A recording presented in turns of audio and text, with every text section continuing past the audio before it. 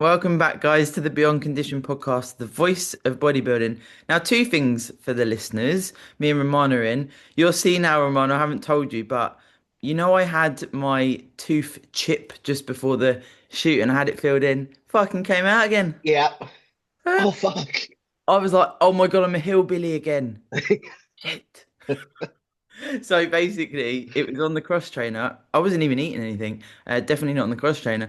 And I took it over to Matt and I was like, got a tooth here. So he's put it in his headphone case. Well, where else are you going to keep it? Get some super glue.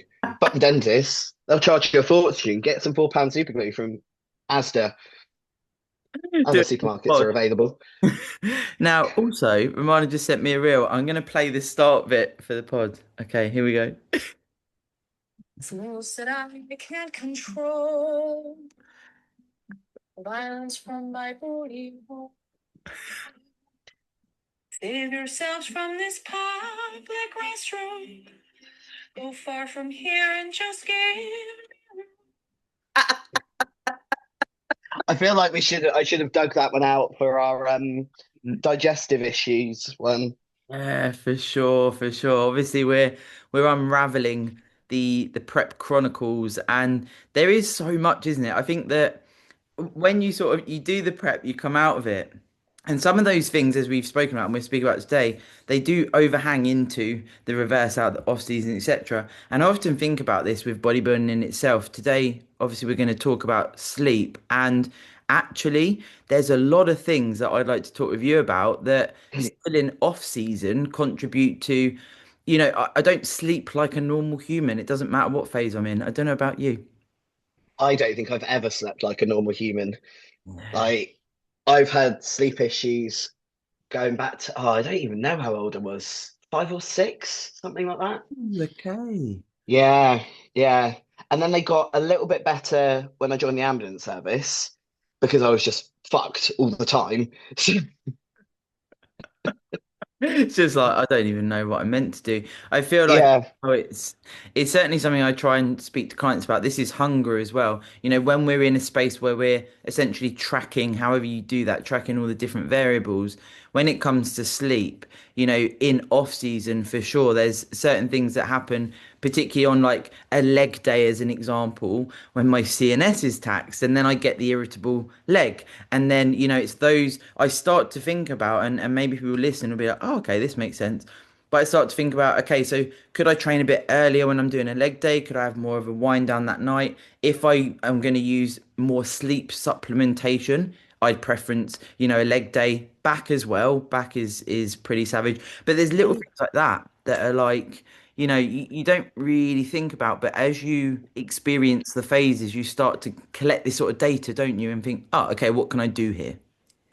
yeah. I mean, I I know there's been periods where I know I've needed a rest day Mm. because my sleep has.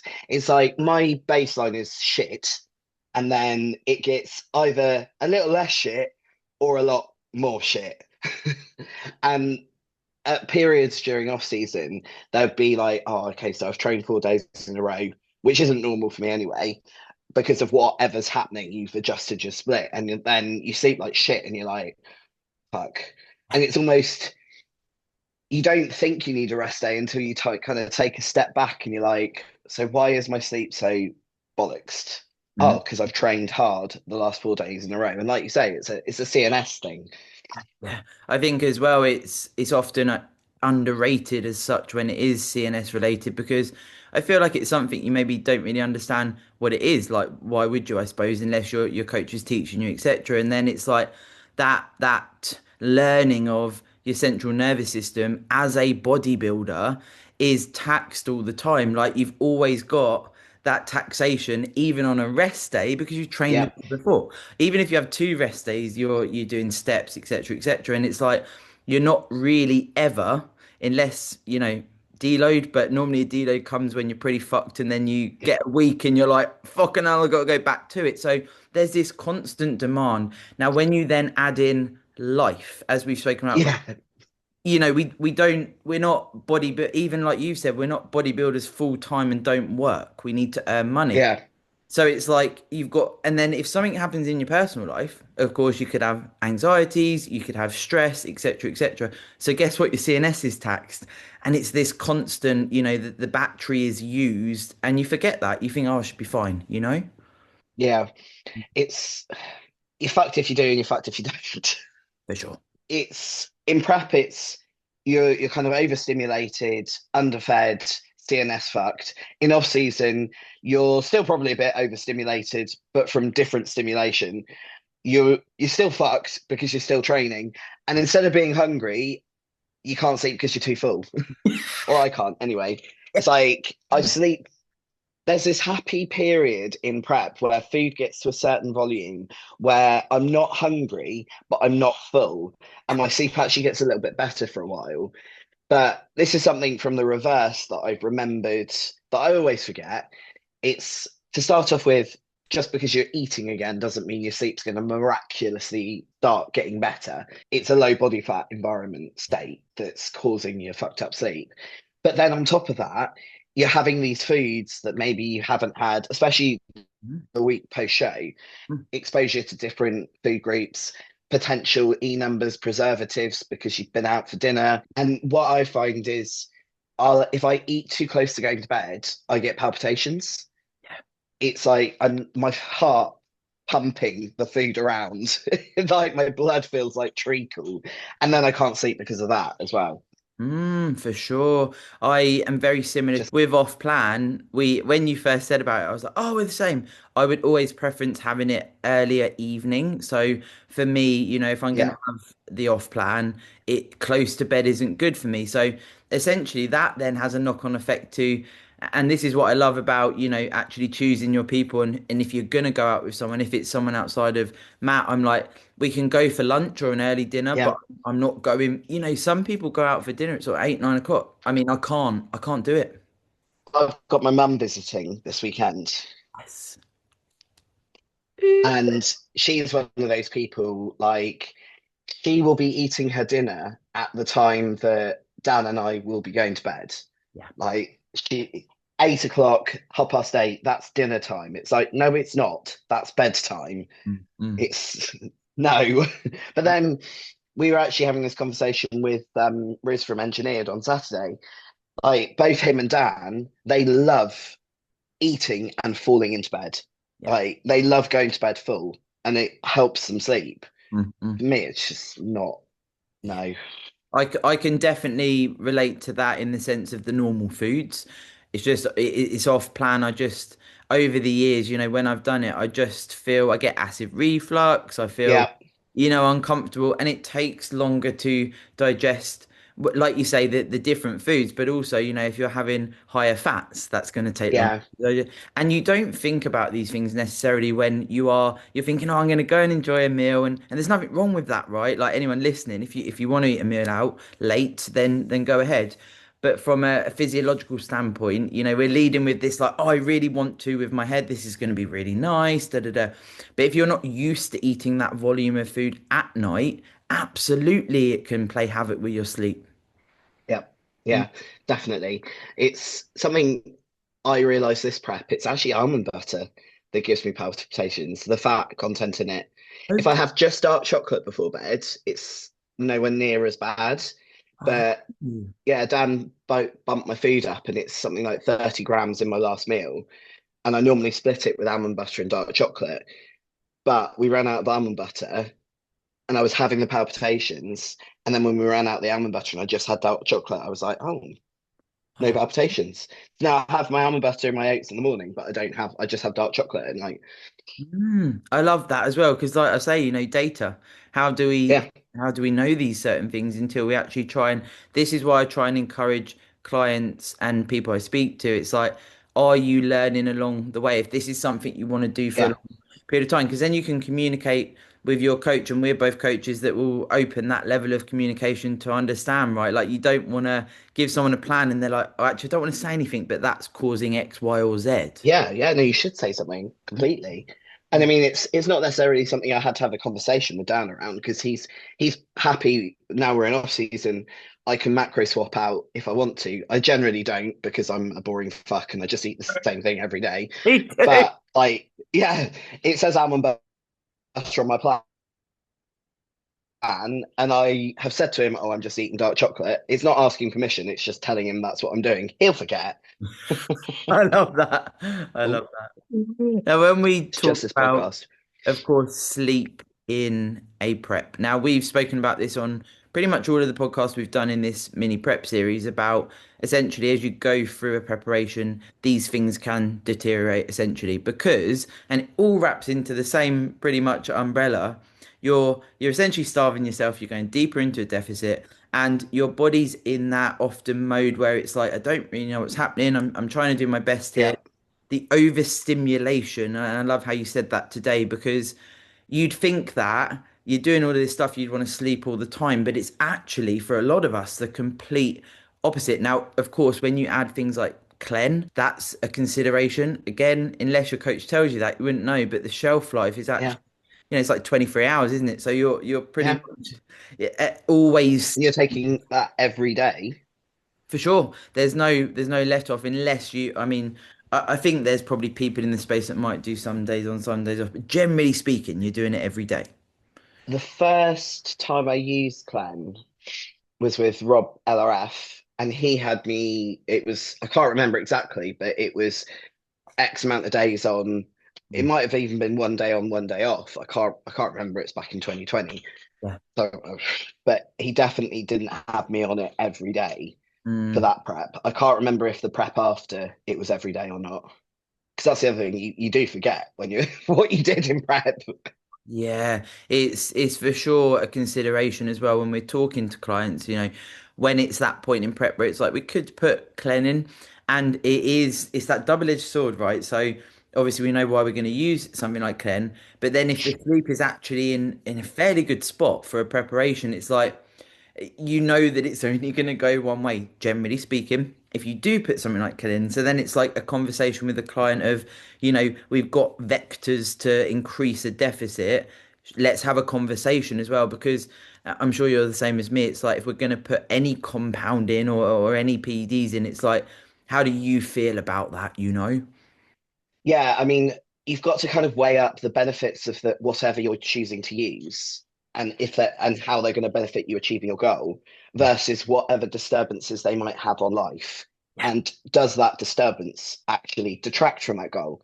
So sleep being, a massive recovery tool. For me, like I slept like shit last night and it's written all over my face. I've woken up puffy. I didn't eat like a retard yesterday. mhm. Just it's what happens. And there was a spot, and I think I remember voice messaging you about it. I think it was about 5 to 6 weeks out when Dan was on prep two, and his routine was slipping. So instead of us getting into bed at 8:30, we were getting into bed at 9:30, quarter to 10, 9:30, quarter to 10. And that went on for about 10 days. And then I was like, look, I am fucking dying here because I sleep best from the sort of 8:30, quarter to 9 is like my sweet spot for going to sleep. Always has been through shift working. Oh, And I'll sleep okay until about 1 a.m. And that's when the fuckwittery starts. If it's a really bad night, it might start from about 11 p.m. That's really bad. But generally, I'll sleep until past midnight. And that's when I start waking up.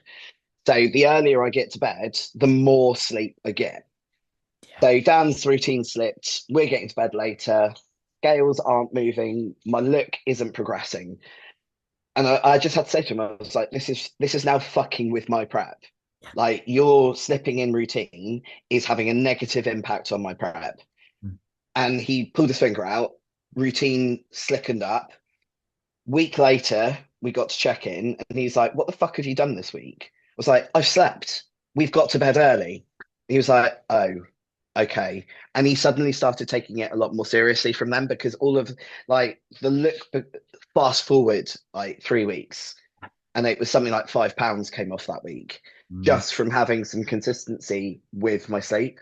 And it is like the biggest for me and a lot of people out there will be the biggest tool to fat loss is actually sleeping. Yeah, and this is why, anyone listening, it is why we talk about it as coaches. We're not just, I think like sometimes as bodybuilders, we can sort of think, oh God, fucking hell, we're talking about sleep again here. Why do I have to have a sleep routine or a set bedtime or all of these things? And it's something that I hit home a lot. And I feel like until you get these light bulb moments like yourself there, where you go, fucking hell, my physique, you're like, I knew it. I knew it would happen, but it's just getting that through to yeah. Dan. Yeah, I know when you voice noted me, I voice noted you back. You know, Matt's definitely a night owl and an early bird. Yes, He's yes, good, he's good shift on both. So he was like, you know, probably from a productive standpoint, I'd be good doing a work block really early in the morning and a work block really late at night. But actually, from a living standpoint, it doesn't quite work like that. And no, it's certainly something before we met, because I was in a marriage where we were living separate lives, although we were under the same roof. I had a set routine. Like I was like, right. And every similar to what you've outlined, you know, I would absolutely have my food, da da da da. Then, of course, you know, getting with Matt and us establishing things, he would go to bed a lot later than me. So I was initially like, okay, you know, it's fine. We're just starting out, etc. Then I had to have the conversation as well. And it was like, I don't want to just, you know, I'm not trying to be boring here. I'm not trying to be a nag, but I'm going to have to just go to bed on my own if it was to carry on. And over the years, we've yeah, worked on it. But when it comes to a prep standpoint, guys, like we're not just chatting shit here. It is true. yeah. It, I mean, it got to a point where I was saying to Dan, I was like, if you want us to go to bed at the same time, yeah, get your shit together. literally. Because if it gets to eight, if it gets to 8:30, I am up off that sofa and I'm getting into bed. And there was a few times where I did have to go to bed without him, and that I'm fine with it. But he likes us to go he likes to go to bed at the same time. So it's well, that's on you then. Yeah. And it is hard when you're in a new relationship because you have that excitement. You know, I think we can all say that you kind of lose track of time talking, whatever. I'd finish a 12-hour shift, get home, 7:30. Dan's like, yeah, I've still got two meals to eat. This is one of them. And I'm thinking, so your next meal isn't until 9:30, 10 o'clock. And Yeah. I've got to be up at 4 o'clock in the morning because I've got to go and do cardio or what or train or whatever before. Yeah, it is as well. You can, it's just sprung to mind. You could see how this would maybe, I don't want to say cause friction, but potentially it could, where you are in a relationship with someone that doesn't really understand bodybuilding. Again, that can work very, very well for a multitude of reasons, but also there's a side of it that, you know, it might be that they want to stay up later and it's not really understood the importance of it, and that can be quite difficult with someone that's also in a relationship. Then they're like, I'm going to do a prep, and the other half's like, eh, why are you doing that? Yeah, Where's this come from? And these are the types of things we should be talking about, because it's like it's not just communication. You're going to do a prep, it's what entails from doing the prep. But maybe it's your first time and you don't even realize about sleep being affected as well, you know. yeah, Mm. yeah. And then it's like, well, what do you do in those twilight hours in the morning where nobody else is awake, Yeah. nothing's really open? Yeah. I'm not one of these ones that if I'm in prep and it's 3 o'clock in the morning, I'm not going over the gym to do cardio. I mean, either. I I, I know people that will, Yeah. and that's great. But for me, it's like I need to try and stay in my normal routine because I know this isn't just going to be one night where I'm up at silly o'clock in the morning. It's now started, and I end up tidying or doing the washing up or rearranging stuff. I've fucked around with my hair extensions at 3 o'clock in the morning.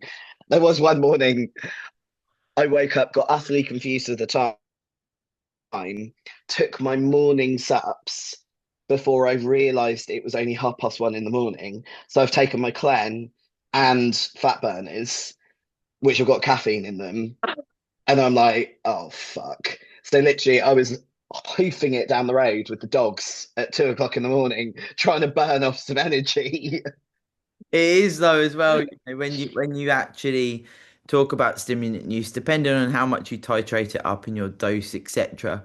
You know, it is quite a wild space because You describe it well when you say I'm a bit of a space cadet today, Sarah, and I'm like, yeah, I hear you, because you are in sometimes in this parallel universe where it's very hard to describe until you do it. Some people are like, oh, I'm fine on Clem, but again, it's like if you're on a very low dose, it might not be Yeah.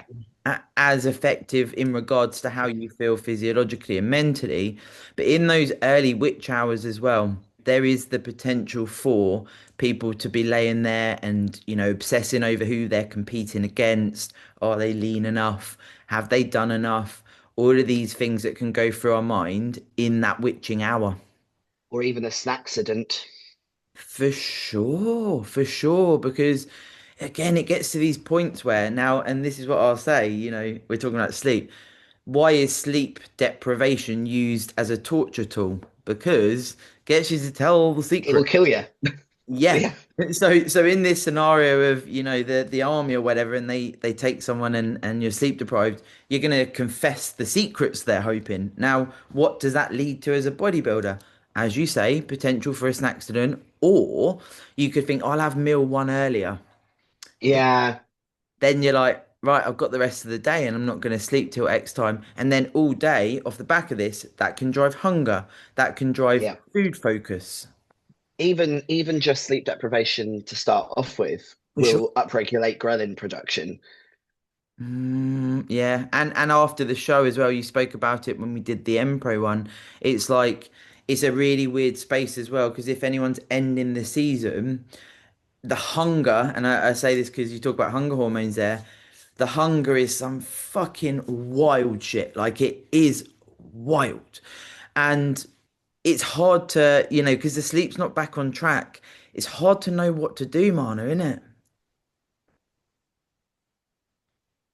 If it's post show and I'm awake in the night and I want a snack, I have a fucking snack. Mm. No, but you sometimes feel like, and it is a weird spot. I feel like it's like my stomach's eating itself. I'm so hungry and I don't know what to do.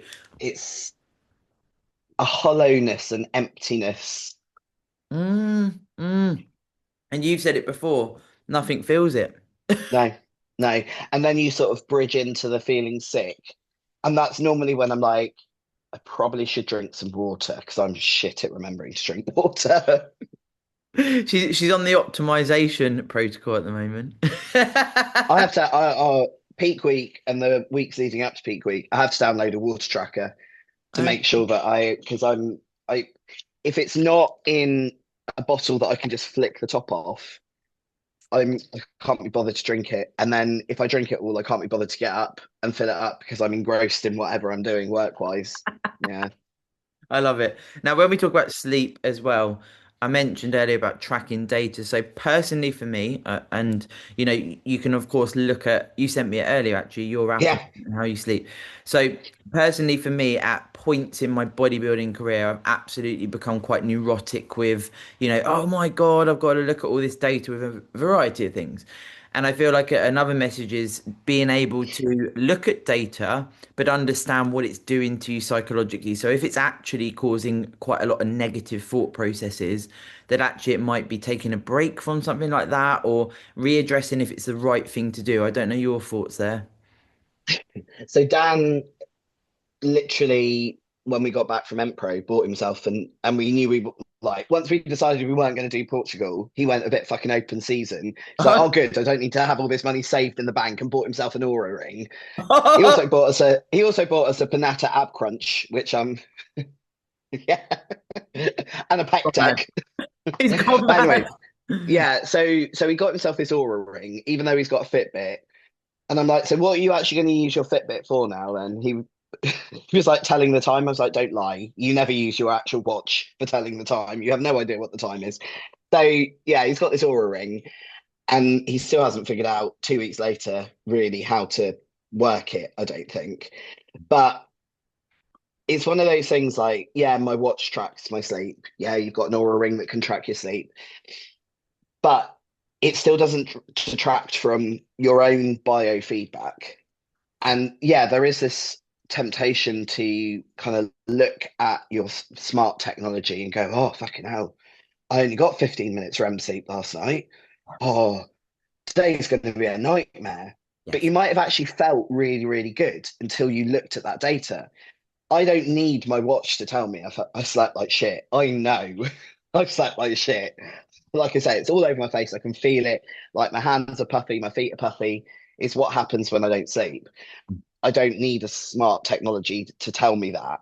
But it is also, for me, it's like, oh, okay, so I'm not just imagining this. I did actually sleep like shit last night. I did actually get fuck all REM sleep, fuck all deep sleep. And that's why I feel like this. So it's kind of using that data to help you understand the feeling rather than looking at the data and trying to create a feeling. Yes. And almost, it's almost that negative placebo of looking at the data and going, oh, well, I'm going to have a terrible day today, even though you woke up with a spring in your step feeling fucking golden. Yeah. Yeah. I was And hoping. then the world came crashing down when you actually looked at your sleep tracker.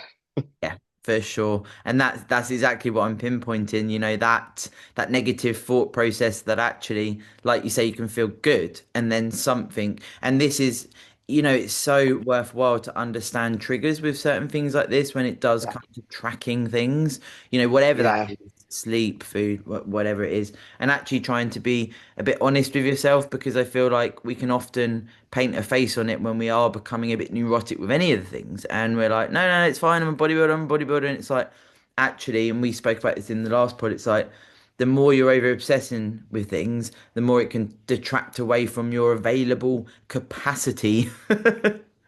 I used to get really frustrated if I had a Garmin at the time, I used if it didn't record my heart rate accurately when I was doing cardio. And it's like I'm there on the cross trainer and I'm looking at it and it's 60 beats per minute. And it's like I know I don't even need to feel my neck. I know that I'm banging away at more than 60 beats a minute, but because my watch is saying it and it's recording data at 60 beats per minute, it's almost like that cardio session didn't happen. sure. But it's remembering your body doesn't know that your smart device hasn't tracked that properly. Your body still lived through that cardio. Yeah. So I've had a couple of clients over the last few weeks who's lost their watch charger. Oh, I'm really sorry, I couldn't record my steps. I lost my watch charger, and sort of stressing about that. And it's like having to remind them your body is still going through those steps. Yeah. It's not like now your watch battery's died, you've stopped walking. Yeah. You're Yeah. still walking. Yeah. We Yeah. just we don't know how much, but as a rule, generally, you know how many steps you do on the average day because you've collected that data. So Mm. you know, unless you sit down on the sofa all day and not move, and it's that being out of the ordinary, you know that just bimbling around, like I haven't even gone on a dog walk today, and I'm at what am I at? 6,000 steps. Yeah. And that's just walking around the house, walking around the gym. Yeah. Yeah. Like if your step count's 8K, it's what, 20 to 3, a couple more trips to the toilet, I'll have done my step count Yeah. without even trying. You do kind of you'll kind of find this baseline of your standard activity, your needs. I It love. doesn't matter whether you're wearing a watch or not. Yeah. Two things are springing to mind here. When I had Stan Efferding on the podcast, he was, he spoke about he's had a lot of particularly bikini girls over the years that have come to him that are on super low calories, super high expenditure. We know this is the thing in the bikini realm. And so he said to them, so what are you doing around your training, your cardio? Nothing. Nothing. And he said he's done it multiple times over his career, and obviously he's very well known in the space. That actually he said to them, don't sit down in between things and keep Yeah. your neat and actually reduce the cardio, increase the food, not loads, but making the manipulations, and they've suddenly lost 3 pounds, then they've lost another Yeah. 3 pounds because of the neat. And it's something I try and express to clients as well. It's like, what are you doing in between those things? Are you going ham on cardio? And then literally sitting down all day because it does make a difference. Yeah. Mm. When was it? Last year, Dan started a prep and they introduced the Remodex quite early on in the prep. And for him, he is quite a hard aromatizer. So he has quite a high level of estradiol as his baseline. And he describes it like this Arimidex wall comes down and he just can't move. And I could see it happening. He's like sat there on the sofa going, I need to go for a meal Yeah. or I need a piss. And Wow. he would just sit down a lot more. And I mean, it ended up that he tore his hamstring, so the prep kind of didn't happen anyway. But it was something that he learned from this year was actually it's counterproductive to have a Rolodex going in that early because it then becomes such a struggle to even just do his daily tasks, let alone cardio, the posing on top. Yeah. And this year, with having it going in later on, he was on it with his cardio posing steps Yeah. far more easily than last year when it went in so much earlier. Yeah, for sure. It really does make a difference. And again, it's like, the deeper you get into prep, yes, you're probably going to walk a bit slower at times or what have you, unless you're on the clen, maybe you'll be okay. But there is time, of course, there's times in the day we're promoting recovery and rest, etc. But generally speaking, it's worth having a look at if you are finding that you've hit that stall, and that could be sleep related, etc. But there is merit in the neat. And then the second thing I was thinking about as well. And it's something we've put on the next whiteboard about when you're tracking things like scale weight, actually, as you say with the watch, exactly the same. Your weight's doing what it's doing, whether you're looking at it or not. Now, of course, speak to your coach about this first if you're gonna look at this, but having potentially a few days off weighing yourself, depending on the point in prep, of course, probably not a couple Yeah, of days out, but there's merit as well with these data tracking, whatever you're tracking to actually go, is this really causing me a lot of stress? And I've done it with clients. yeah, They jump back on the scales 3 days later and they've had a massive swish off and they're like, wow, that was hard to not do the scale weight, but it's really yeah. helped me just allow the stress to drop off rather than thinking every day, fucking hell, I've got to weigh myself. I feel like shit. Da, da, da, da, da. I if if I've got a client who isn't in prep, I still prefer them to just weigh themselves once a week. Nice. Me too. Even though, yeah, all right, so it's not the average weight and Mm-hmm. we know weight fluctuates, but it's just a metric to show us which direction we're heading in. And like you say, if getting on the scales every day is fucking with your head and making you miserable, why do it? Yeah, for sure. I I I had it back in 2020, 2021, where it was, yeah, weigh yourself every day. And the poop anxiety with that and having to get to work for a shift and that sort of stuff, it was just really stressful. Yeah. So it was refreshing when I then changed coaches and it was a once a week weighing thing. It's like, oh, fucking hallelujah. And Yeah. it's like, it gets to the point where Dan's like, you're going to hate me, but I need you to weigh yourself every day. It's like, fuck's sake. Yeah, but there comes a point where it's absolutely more viable. But when you're talking, you say 20 weeks out or however long your prep is, it's like actually, and this is what I tend to do, and this is so client dependent. And I feel like we for sure have got due diligence as a coach here to try and keep this relationship with the scales as kudos as possible. But I do, as you say, it's like averages, but you can still do that with a prep client, maybe 3 times a week you weigh. So Yeah. there's and also, they'll put, you can add a note in the spreadsheet. It's like, did legs yesterday or didn't sleep Yeah. last night. I'll put like my clients' pre-bowel movement on period, bad night's sleep, like you say, leg day the day before, those sorts of things. The other thing, I've not had to do it, but in 2022, I had to do it for Dan, where he was finding the scale weight was playing with his head. So he'd get on the scale, shut his eyes. I'd look at the scale weight and I'd text his coach for the scale weight. I love that. I love that because it affects men as well, guys. Anyone listening, Yeah, this is yeah, not just women. And yeah, the thing is, at the root of it, right? Like you want to do well. You're not just yeah, being a dick, you're a human. And it's a vector, but it's physique progress. Now, of course, when we're talking about sleep, as we've spoken about, and it'd be good to talk about, how you can get puffy and the things that can happen.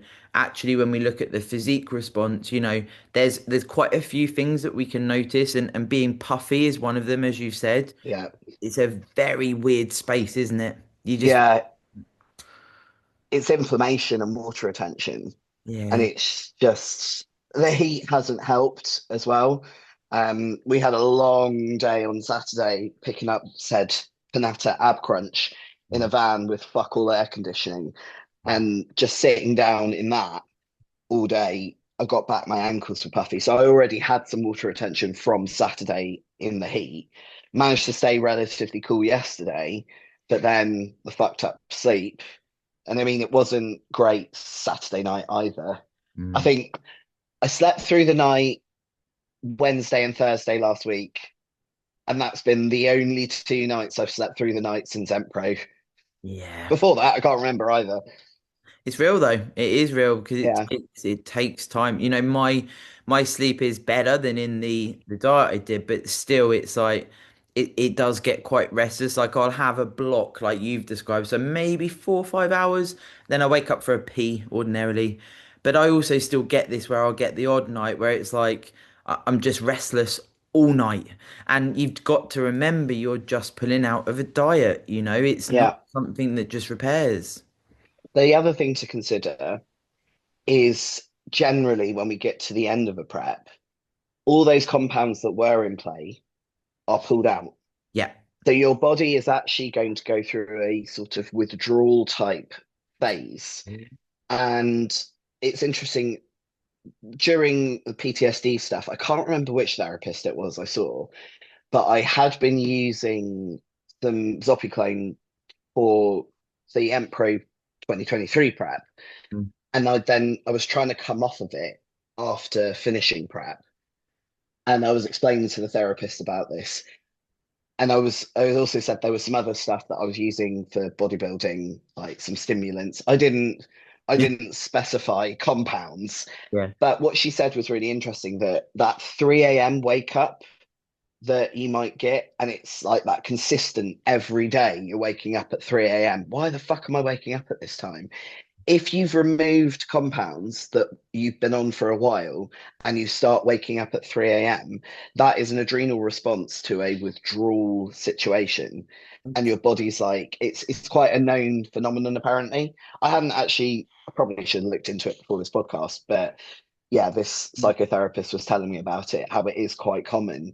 And it's not just necessarily like sleep tablet withdrawal. It could be, caffeine, it could be sugar, it could be alcohol, anything that you've exposed your body to for a prolonged period of time and then take out, that 3 o'clock wake up time is known to be a thing. Oh, Weird. yeah, yeah. It's also as well that ties into the headspace of when you're not sleeping, trying to do things that essentially self-soothe and try and almost put in your head that, well, I might sleep tonight, could be a bit better, rather than going to bed and thinking this is a fucking shit show. Now, I've been there. So have you. Well, You know, it's not. this has been, I actually said it to Dan last weekend, I think. I was like, and I know I've said it to you. There's almost this build up of resentment towards going to bed Yes. because it's like, am I going to lie there for hours trying to sleep? Am I going to wake up every half an hour? Like, am I going to fall asleep and then wake up every half an hour? Am I going to wake up at fuck o'clock in the morning? And I find myself procrastinating going to bed. And that actually, it just does me a disservice because I know if I'm tired and I can fall asleep, I know I'll at least get some decent sleep before I start waking up at 1 a.m. again. Mm. But I'm so like perturbed by the build up of poor night's sleep that I just don't want to. So I will quite often, if I'm not sleeping, I'll remove myself from the bedroom, Mm. come and sit on the sofa. And if I happen to doze off on the sofa, that's I'll do it there because then at least I'm not making the bedroom a place where I can't sleep. For sure. Although it is essentially the place I can't sleep, removing myself, and then quite often, even if I've dozed off on the sofa and I then wake up and go back to bed, I'll go back to sleep, Yeah. but not always. Yeah. I mean, it's negative associations to environments and things, isn't it? That we Yeah, want to keep an eye on and being able to, and this is the thing, it's trying to find the things that work. So if removing yourself from that X environment, whether it's you go and relax on the sofa, whether it's you do some reading, whatever it may be to try and again self-soothe essentially. But then translating that into before bed. So if social media is something that lights up, of course, the brain pre-bed and various other things, this is where a sleep routine comes in. But it's essentially with all of this working out what works for you. It's I know if I work late, that will have a knock on to being able to sleep. Yeah, 100%. Yeah, yeah, it's not good for me. But I get into something and then I'm like, I don't need to go to bed, like you say, I'm sort of resenting it as it were, and then it's like, I really need to go to bed. Okay, I'm not sleeping tonight, then that's good. I've got with eval the way the blood reports come in, sometimes you don't get an influx until 6 p.m. And Oh, then it's like, you're in a hole. yeah, there's like Report. 20 blood reports on there. Yes. And I end up I normally give myself until half 6, 7 o'clock, and then it's like shut the laptop. But Yeah. there have been nights where like before this year's Pro, I was doing blood reports until midnight Oh, wow. because I was like, well, I don't know if I'm going to be able to have time to do any reports tomorrow. For sure. And you get paid per report you do. So it's like, right, okay, I've just got to crack on and do some tonight because Mm, tomorrow's registration, I've got to train or what we're traveling or whatever. mm, Got to mm. get them done. It's like that, and then you get in a hole with it, and then the blue light Yeah. blockers don't help. It's not. It's too much stimulation. I love it. I love it. Well, of course, we are gonna wait to see if anyone comes to us with some topic ideas for the next ones and we will see if people, oh, can you talk about this? But if not, we will come together and think of something, I'm sure, because there is so many things, of course, that we can think about within a preparation.